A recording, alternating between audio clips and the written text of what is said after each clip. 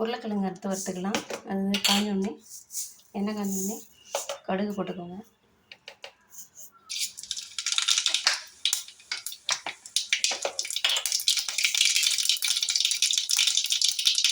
கொஞ்சமாக ஜீரகம் போட்டுக்கணும்.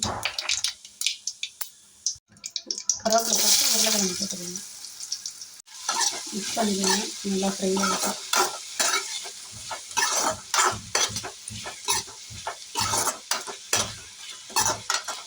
அப்படியே வணங்கிட்டு இருக்கட்டும். இது கூட இப்போ கொஞ்சம் மஞ்சள் போடுங்க.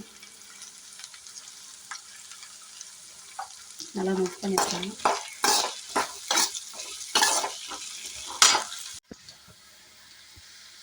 ஸோ இதில் சால்ட் ஆட் பண்ணிக்கலாம். எவ்வளோ தேவையோ அவ்வளோ போட்டுக்கோங்க. நிறையா போட்டுருங்க.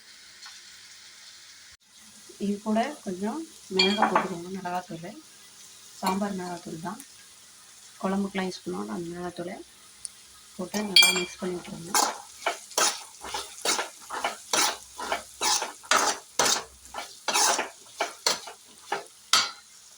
இது 2 மினிட்ஸ் வேகட்டும். லைட்டாக ஊற்றி வேக வச்சுக்கோங்க. மூடி போட்டு வேக வச்சுக்கோங்க. உருளைக்கிழங்கு ரெடி ஆகிடுச்சு. அடுப்பு ஆஃப் பண்ணிடலாம். நல்லா வெந்துடுச்சு.